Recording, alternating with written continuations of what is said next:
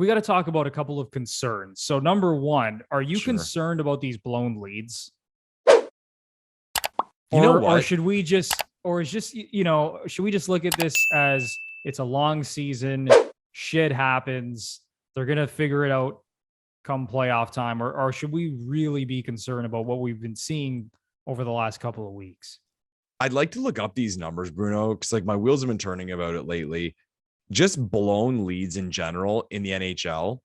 I feel like now more than ever when I watch a game never feels over.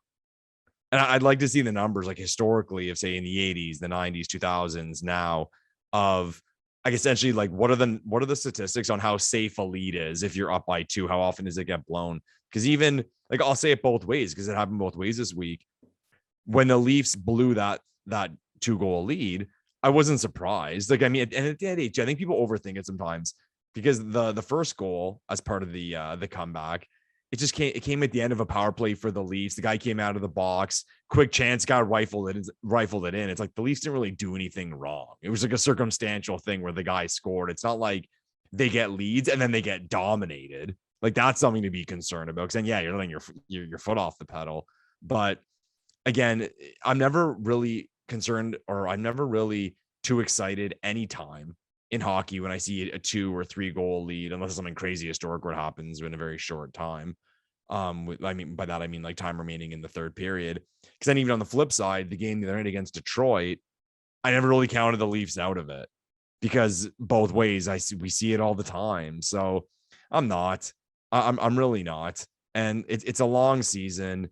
There's so many of these games in Toronto. There's going to be extra focus on blown leads for, reasons that they deserve. we'll say it on the Gluttons for Punishment podcast, but no, my answer is no to sum it all up. Like, are you at all from these blown leads? I agree. I think lately? Every team in the National Hockey League blows leads. And I think every good team blows leads, whether it's 1-goal leads, multi-goal leads.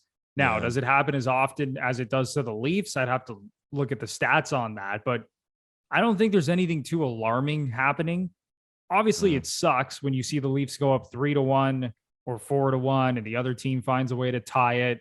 And you would like them to clean things up and not, play so loose when they have the lead. But then what I do, Lepore, is I go back and I zoom out and I look at the overall stats and I see that for the season, the Leafs right now rank 6th in the NHL in goals against per game.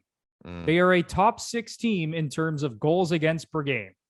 That's pretty damn good with all the blown leads and how everyone says they're soft and their defense still sucks and it's not good enough to win in the playoffs.